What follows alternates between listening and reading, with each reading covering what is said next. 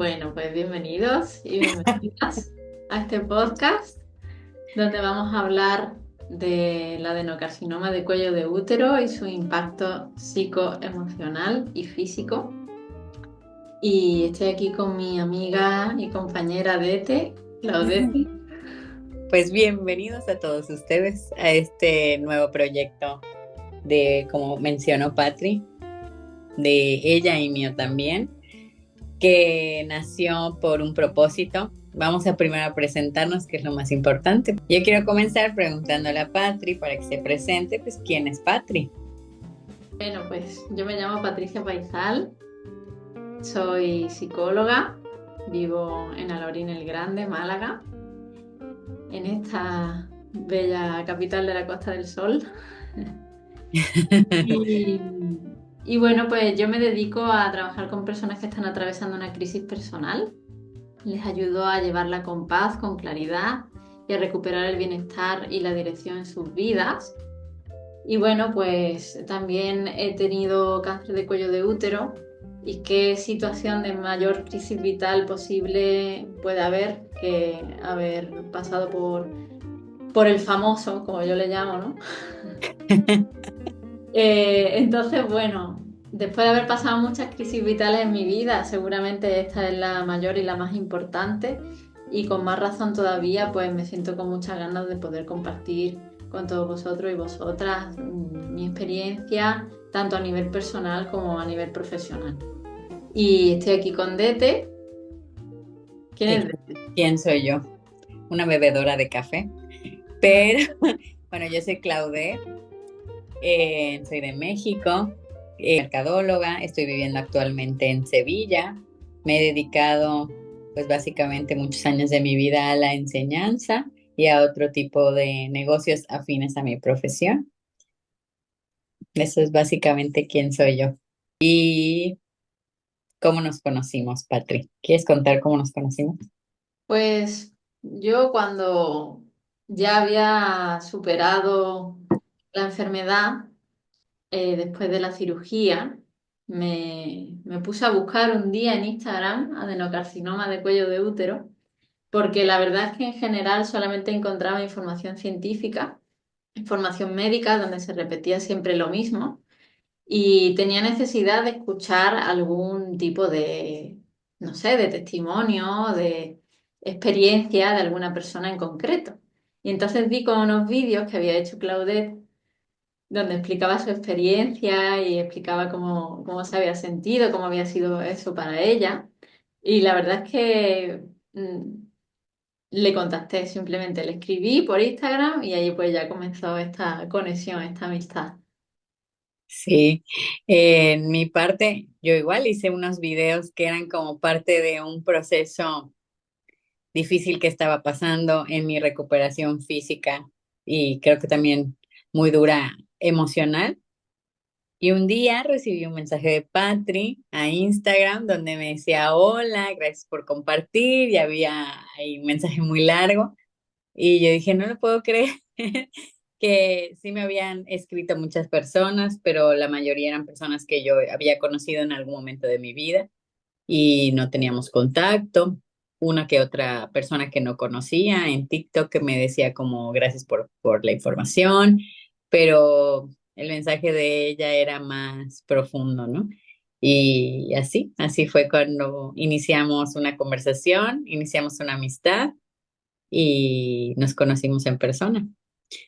¿Y por qué hicimos todo esto? Porque yo he comentado ya que solamente encontraba información científica y necesitaba escuchar a una persona hablando de este tema, pero cuéntanos tú, Dete, cuál es tu perspectiva al respecto. Pues como dije, cuando Patri y yo nos conocimos, platicamos mucho de pues lo que había sido esta experiencia para nosotras de forma personal que iremos compartiendo con ustedes también. Y llegamos a la conclusión de que, como Patrick comenta, hay muy poca información sobre el tema. Tal vez la información es demasiado técnica y es muy confusa, pero más que la información que te puede dar tu ginecólogo, tu oncólogo, que es muy importante y que, bueno, haciendo un aviso, aquí ninguna de las dos somos médicos ni queremos dar información muy, muy técnica de la cual no dominamos, pero sí era más hablar de este daño emocional y mental y cómo ha sido nuestro proceso para las dos y que en mi caso particular yo hablaba con todas mis amigas y todas se quedaban con la boca abierta, ¿no? Y decían, es que cómo es posible que te haya pasado esto, ¿no? O cómo te lo detectaron, ¿no? Y pues bueno, ahí se nos ocurrió a las dos que pudiera ser un gran proyecto, el poder mostrarnos en la realidad esta vulnerabilidad que habita en ella y en mí, de lo que vivimos y de cómo podemos ayudar a otras mujeres a encontrar esa paz que necesitan, el apoyo, la comprensión, que es muy difícil, y más información al respecto. Ya, así es. La idea siempre es ayudar y compartir al final, ¿no? Exactamente, ayudar y compartir. Bueno, vamos a iniciar el primer episodio que tenemos este día. Era hablar un poco de lo grande a lo pequeño, ¿no? Y empezando con, pues, ¿qué es lo que nos pasó? Patri, ¿qué fue lo que te pasó a ti? Bueno, pues a mí me diagnosticaron en junio de 2023, después de muchísimos años pasando dolor en mis menstruaciones. Por fin me diagnosticaron endometriosis y bueno, gracias a eso pues tuve también una detección precoz del cáncer, porque si no hubiera sido así, quizás no estaríamos aquí hablando de esto. Pero bueno, entonces mi viaje empieza realmente con la endometriosis, que para quien no lo sepa, pues es una enfermedad sistémica, no solamente ginecológica, que consiste en que tejido similar al endometrio se instala en distintas partes del cuerpo, sobre todo en la pelvis. Y eso pues genera mucho dolor, sobre todo en las menstruaciones, pero hay mujeres pues que tienen dolor a lo largo de todo su ciclo y causa muchos otros problemas como agotamiento físico, mental, causa también infertilidad en muchos casos y bueno, y tiene una gran comorbilidad con otro tipo de enfermedades. Entonces, gracias a esto, pues yo tenía mi seguimiento, mis revisiones cada 2 meses. Y así fue que se detectó en diciembre el adenocarcinoma de cuello de útero. Y justamente, bueno, pues este cáncer tenía mucho que ver con implantes endometriósicos. Mi cáncer es un adenocarcinoma de células claras, que es bastante poco común, y, y se cree que puede ser originado por la endometriosis también. Patri, y después de las revisiones que te hacían cada 2 meses, ¿cómo se detectó? Pues yo tuve mi última revisión de endometriosis en octubre de 2023 y ahí el médico me dijo que todo estaba incluso mejor, que aparentaba mejoría mi útero. Y, y bueno, a las pocas semanas empecé a tener un sangrado, poquito, poquita cosa, pero de un color muy feo. Yo pensaba que era la endometriosis porque en otras ocasiones también me había ocurrido de tener sangrados entre las reglas, que es algo bastante habitual, al parecer. Y, y bueno, pues lo dejé estar un tiempo prudencial y hasta que ya me empecé a encontrar un poco mal físicamente, tenía como molestias también en el riñón, no sé, como un malestar un poco extraño en general. Así que como no tenía mi revisión hasta enero, decidí ir con otra ginecóloga de confianza de aquí de mi pueblo. Y ahí pues cuando me vio, ella no se esperaba encontrarse lo que se encontró. Cuando puso el espéculo, vio que el cuello del útero estaba muy feo Ujú. y que había un pólipo que salía de allí. Entonces, nada, tomó una citología y, y aquello fue una sangría porque, claro, ya cuando está en ese punto y emerge el pólipo es friable, se deshace con facilidad, hay un sangrado muy abundante, ¿no? Entonces aquello fue un día para borrar completamente de mi memoria. Y nada, un 28 de diciembre, pues cuando estaba esperando a que me hicieran una biopsia, porque ella nada más que vio el aspecto del cuello del útero, dijo, esto hay que hacer una biopsia, yo no la puedo hacer aquí, tienes que ir al hospital. Y ese día estaba yo preparada para mi biopsia en el Hospital Quirón, pero mi seguro médico no me dio la autorización para hacer la biopsia. Y bueno, eso fue así.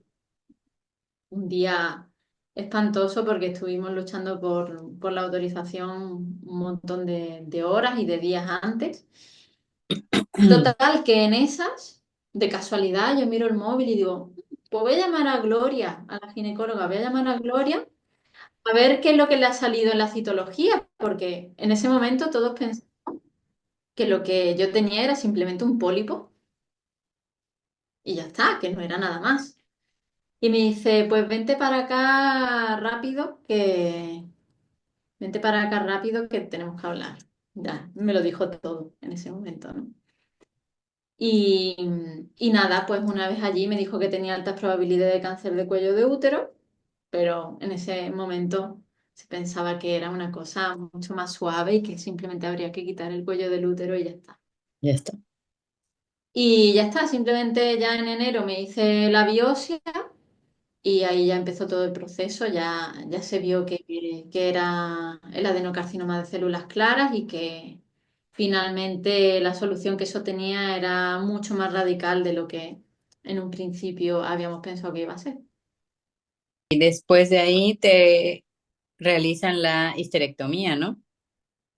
De ahí lo que me proponen es quitarlo todo, Ujú. quitar el útero, el cuello, las trompas y los dos ovarios.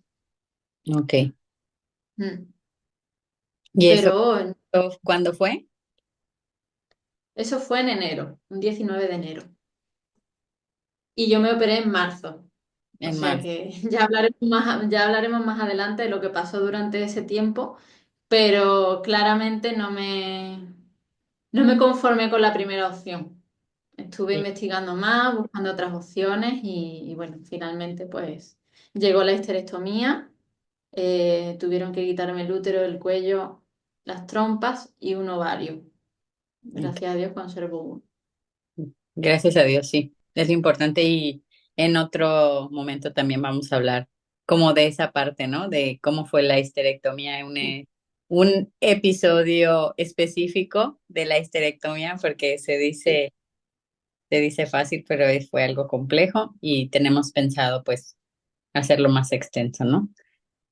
¿Y tú, te quieres compartir un poco cómo llegaste a la conclusión de hacer la histerectomía?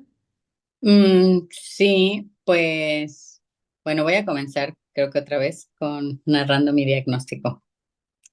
Yo como Patri, pues tenía unas revisiones periódicas, porque en mi caso, desde que tengo 23 años me diagnosticaron en SOP, que es síndrome de ovario poliquístico, y pues siempre, como yo sabía que tenía ese síndrome, pues era un poco constante. Y antes de mudarme a España, me hago una revisión, salen unas células en la citología que en México le decimos Papá Nicolau, que se llaman ASCUS. Y mi doctora en ese momento me dice que me repita la citología o el Papá Nicolau, que es lo mismo, porque probablemente haya tenido alguna infección y como me había dejado un tratamiento, pues podía retirarlo.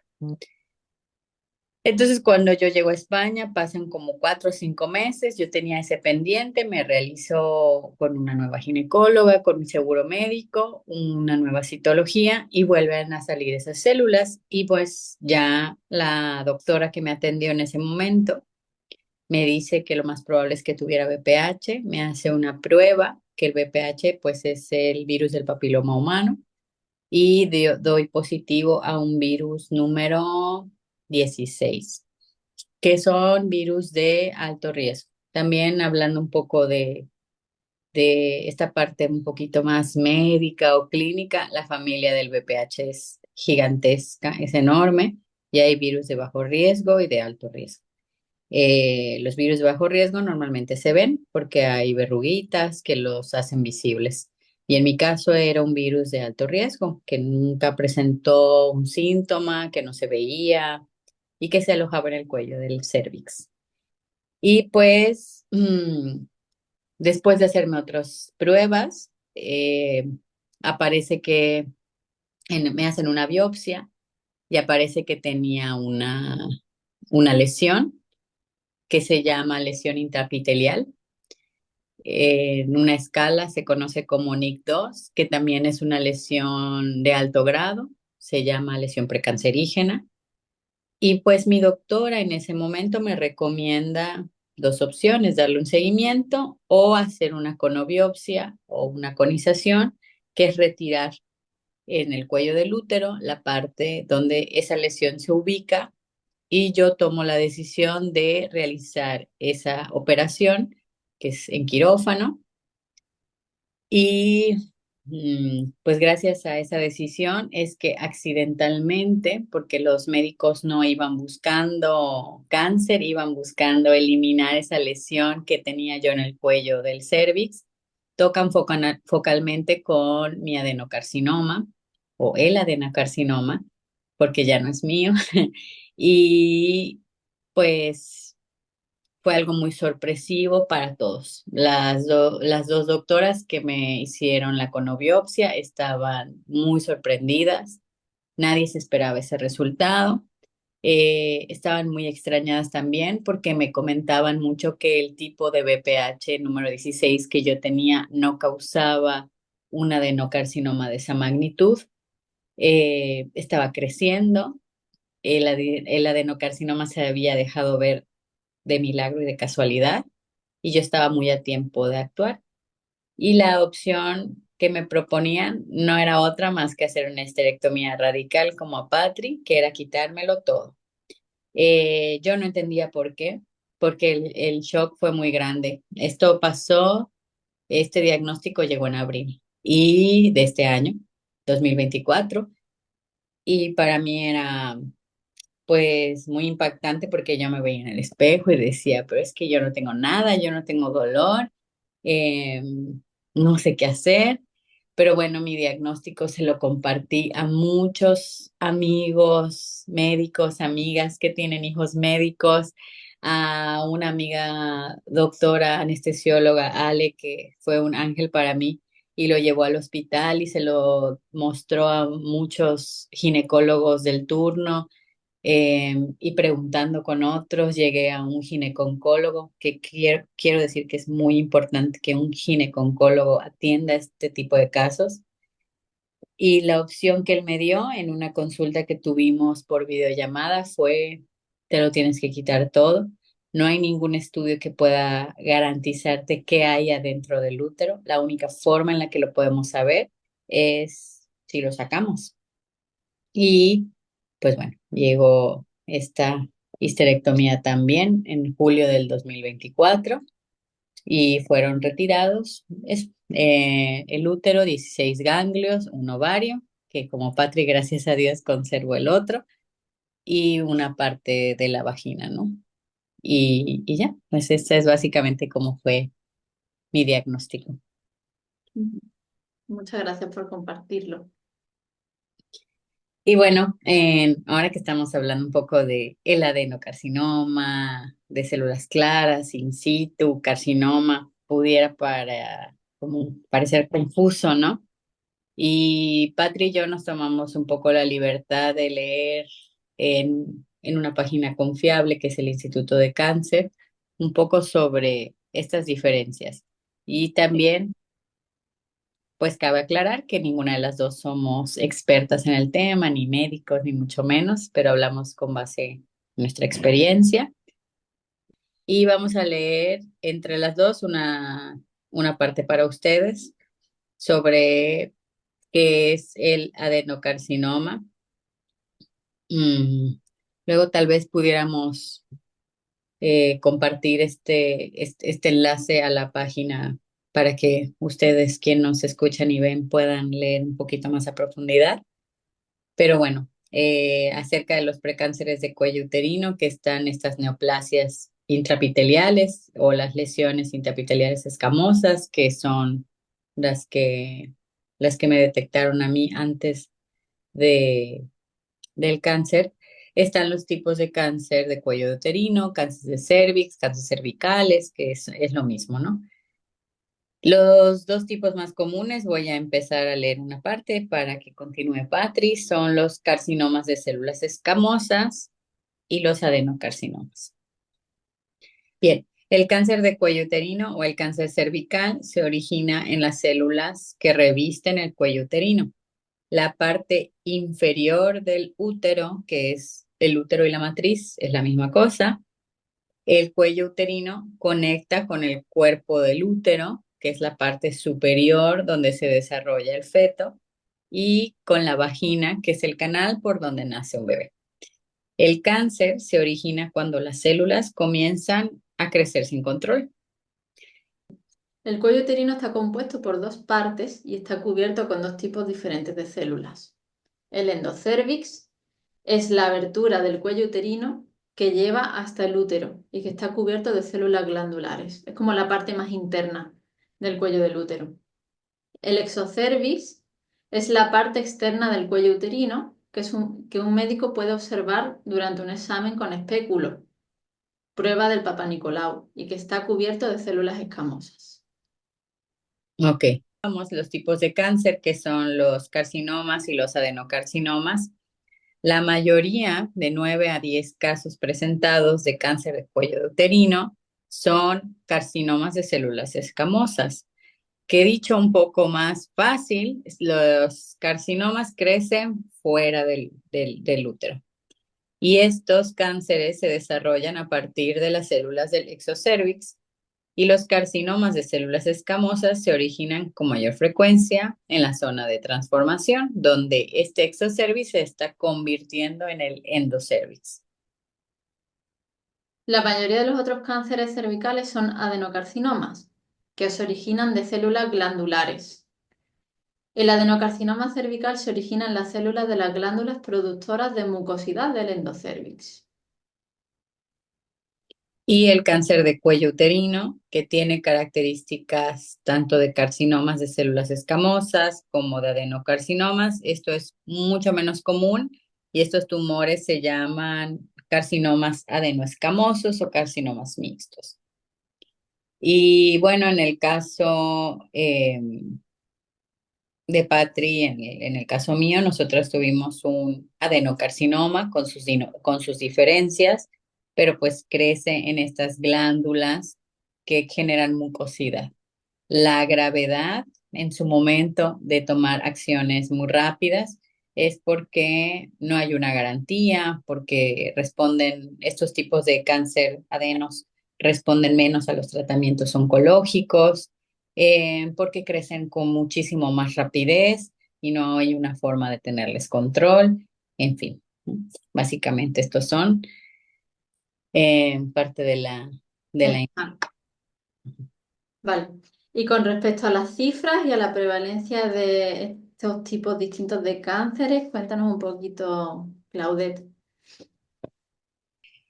Pues bueno, esto fue dicho por mi doctor también y algo que yo había leído anteriormente, el- del 70 al 80% de cáncer de cuello uterino son carcinomas y solamente de un 20 a máximo un 30% son adenocarcinomas, que es el caso que tuvimos Patri y yo.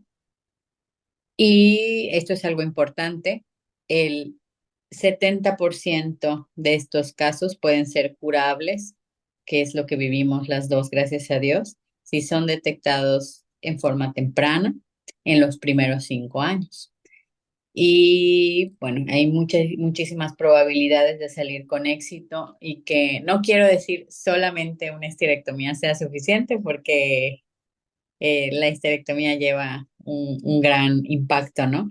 Pero pues recuperar la salud es muy posible si somos muy constantes, si hacemos nuestras revisiones a tiempo y si estos casos son detectados de forma muy temprana. Sí, es importante porque hay digamos, unos márgenes que ellos tienen en cuenta para saber si un cáncer es operable o no. Y en nuestro caso, en el de las dos, pues tuvimos esta fortuna de que los dos eran operables y quizás no teníamos que seguir ningún otro tratamiento posterior. Y bueno, para cerrar el episodio de hoy, que es esta forma general de lo que nos pasó, de cómo llegamos a este momento. Y que hablábamos un poco de la culpabilidad, ¿no, Patri? De que cuando este diagnóstico llegó a la vida de cada una, pues expresamos que hubo cierta culpabilidad en ambas, ¿no? Que, que pudimos expresar. Cuéntanos cómo la sentiste tú, Patri.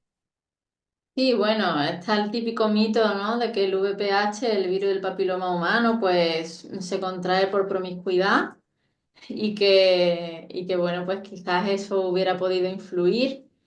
En mi caso, el cáncer era independiente del VPH, aunque después se vio que había también una infección por VPH-16, pero en principio pues parecía que no dependía de eso, sino más bien de la endometriosis. Entonces, claro, pues qué tal si se hubieran detectado mucho tiempo la endometriosis, mucho tiempo antes, quizás hubiera podido ponerle remedio antes a la endometriosis, quizás si me hubiera cuidado más, hubiera cuidado más el deporte, la alimentación, el estrés, el estilo de vida, pues eh, quizás no hubiera llegado a este punto, ¿no? Claro. Es un tipo de pensamiento que formulamos muchas de nosotras cuando nos pasan este tipo de cosas. Entonces, es importante destacar que nosotras no tenemos responsabilidad sobre lo que ocurre en nuestro cuerpo. Sí, sí, como dice Patricia, esa culpa de si hubiera hecho ejercicio, ¿no? Si hubiera, en mi caso salía los fines de semana con mis amigos y llegando a España y bebía vino y decía, es que si no, si hubiera dormido más, ¿no? Si no hubiera bebido vino, si no, sí, también hay un estigma sobre el BPH, que yo creo que eso es algo que deberíamos erradicar por completo y hablar muchísimo más abierto del tema. Es algo sumamente tabú, es algo sumamente vergonzoso. Mi primer sentimiento fue de vergüenza, de que cómo es posible que yo tenga BPH, ¿no? Y algo que me dijo mi médico que quiero compartir es que el 90% de las mujeres que tienen una vida sexual activa tuvieron, tienen o tendrán virus del papiloma humano. Y esto es sumamente importante y es una cifra gigantesca porque hay que hablar acerca del tema, ¿no? Y creo que hasta cuando existe esta pareja estable, también se convierte en un tema mucho más controversial de, pero ¿cómo es posible? Entonces te engañó y empiezan una serie de sentimientos que todavía puedes como y vas tratando de lidiar con tu diagnóstico, aparte de lo que la gente te dice y de lo que tú misma te creas, ¿no? Esa culpa. Y como dice Patri, pues yo también decirles que no tenemos la culpa de absolutamente nada. Son cosas que simplemente pasan, que nos tocaron, pero que no es nuestra culpa, al fin de cuentas. No pudimos haber hecho algo mejor para que esto no llegara. Claro, esto es súper importante y también destacar que incluso yo a veces llegaba a pensar como que, bueno, ¿qué tal si no digo que tengo cáncer de cuello de útero? Digo que es cáncer de útero y así no tengo como el estigma de que vayan a pensar que yo pues soy promiscua o que yo no me he cuidado o que, Claro. ¿sabes? Hay una gran ignorancia con respecto a este tema y no tiene una suficiente con pensar que te van a quitar el útero, como además lidiar con lo que los demás piensen sobre ti. Ex- Entonces, es vital. A mí también la oncóloga me dijo que la mayoría de las personas tienen VPH, lo que pasa es que sus sistemas inmunes normalmente pueden deshacerse del virus, pero hay otros sistemas inmunes que no. Que no, exactamente. Sí, Y incluso me dijo también mi ginecólogo que el VPH no estaba demostrado ni siquiera que se contagiara a través de la relación sexual.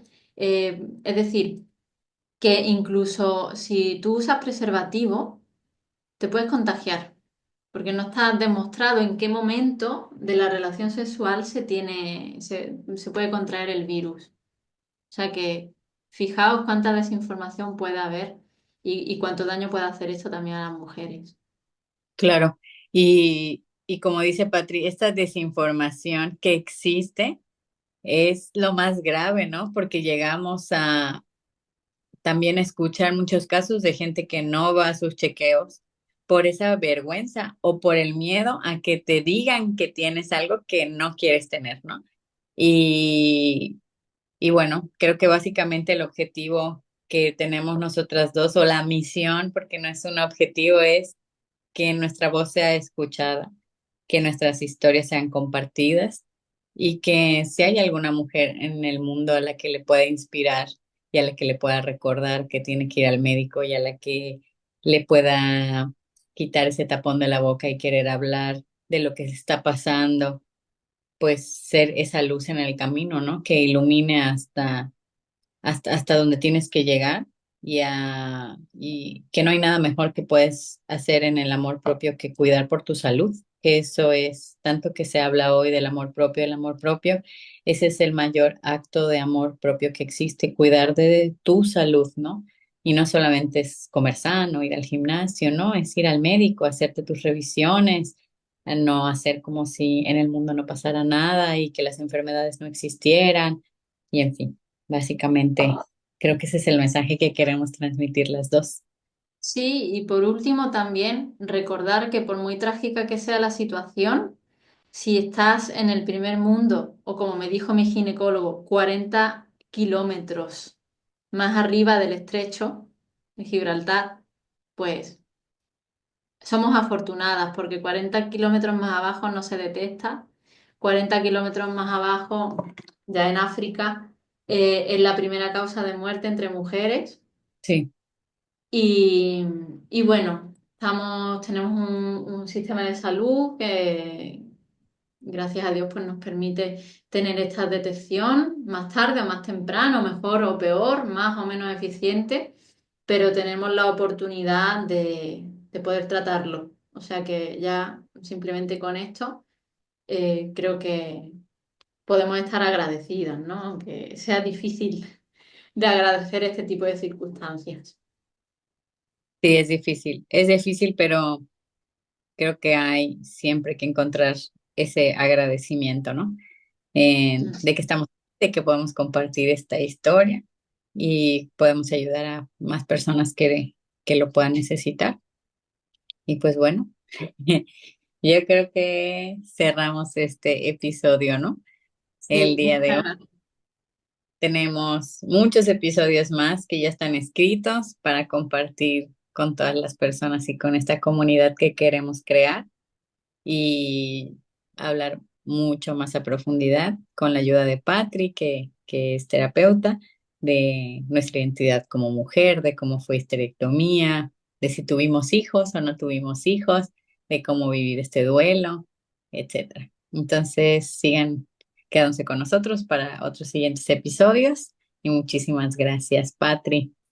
Muchas gracias a todos por escucharnos hasta aquí y espero que podamos encontrarnos en próximos episodios y gracias Claudette por compartir también tu experiencia, tu historia.